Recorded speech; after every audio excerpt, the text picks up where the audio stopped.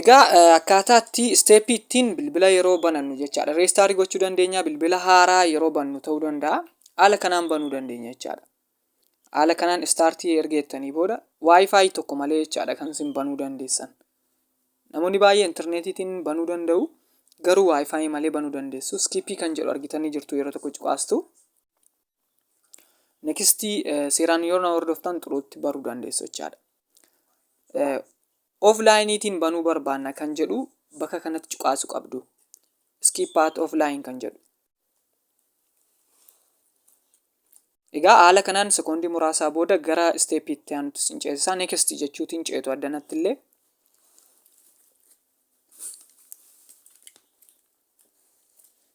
Egaa kun kan inni banaa jiru waayifaayi maleedha jechaadha. Accept kan jettu cuqaastu jechaadha.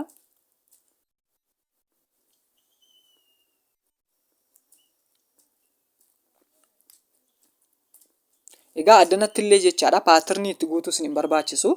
Skip jechuutiin bilbila haaraa yoo ta'e skip jechuutiin ce'uu dandeessu jechaadha.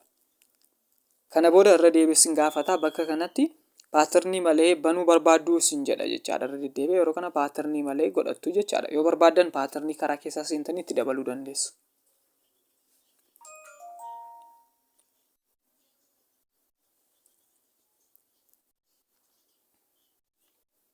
So ilaaluu dandeessu haala kanaan jechaadha. Skip jettaniiti ce'uu dandeessu isteeppii itti aanutti jechaadha. Egaa bakka kanatti illee jechaadha nekistii kan jedhu xumurarra jiranii argitu nekistii kana cuqaastu yeroo tokko. Addanatti biyya filachuu qabdu jecha dirqama. Egaa biyya nuti keessa jiru dirqama Itoophiyaa waan ta'eef Itoophiyaa kan jedhu barbaaddanii filattu jechaadha. Egaa argaa jirtu yeroo tokko Itoophiyaa kan jedhu kana filattu. Achiitti Itoophiyaa kanarratti hin cuqaastu jechaadha. Raayitii godhee jira argaa jirtu. Kana booda nekistii jettu jechaadha.